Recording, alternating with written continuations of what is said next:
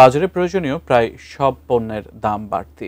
গেল 2 সপ্তাহ ধরে কিছুটা চড়া থাকা বাজারে চলতি সপ্তাহে দাম বেড়েছে আবারও।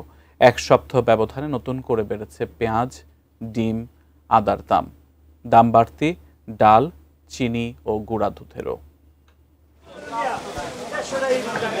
একটু সস্তায় সবজি কেনার চিন্তা করলে প্রথমেই মনে আসে শাকের কথা। তাও এখন আটি প্রতি কিনতে হলে গুনতে হবে 25 টাকা।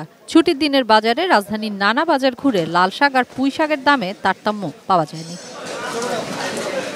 হুট করেই বাজারে অস্থিরতা তৈরি হয়েছে। প্রতি কেজি 80 টাকার নিচে মিলছে না বেশিরভাগ সবজি। বৃষ্টির অজুহাতে কাঁচামরিচের দামও এখন কেজিতে 200 থেকে 240 টাকা।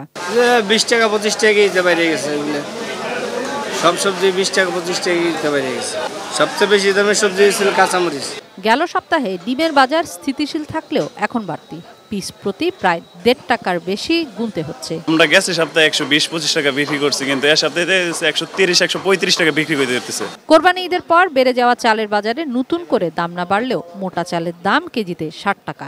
আর চিকন চালের ক্ষেত্রে ধরন ভেদে দাম উঠেছে 75 থেকে 90-এ। নাদির চাল আপনার 90 টাকা, 85 টাকা, 90 টাকা। মিনিকের চাল ভালোগুলো 80-85 টাকা। তারপরে আপনার সন্না যেটা কম দামি মোটা, ওইটাও আপনার 58-60 টাকা কেজি বিক্রি হইতেছে। মসুর ডালে দাম বেড়েছে কেজিতে প্রায় 30 টাকা। দামের লাগাম ছিঁড়েছে আদা, চাপাতা, গুঁড়ো দুধেও। হঠাৎ করে চাপাতার ওরা রেট বাড়াই দিল। আগে যেমন আমরা কোনো প্রশ্ন করতে পারতাম না, কিন্তু এখন 5ই আগস্টের পর প্রেক্ষাপট ভিন্ন। এখন যদি আমরা প্রশ্ন করতে না পারি বা আমরা যদি জবাবদিহিতা না আসতে পারি বা কাস্টমার আমাদের উপর যদি ক্ষোভ ঝাড়ে, তাহলে তো এর জবাবদিহিতা আমাদেরই দিতে হয়। কিশোর জাহান, এটিএন নিউজ, ঢাকা।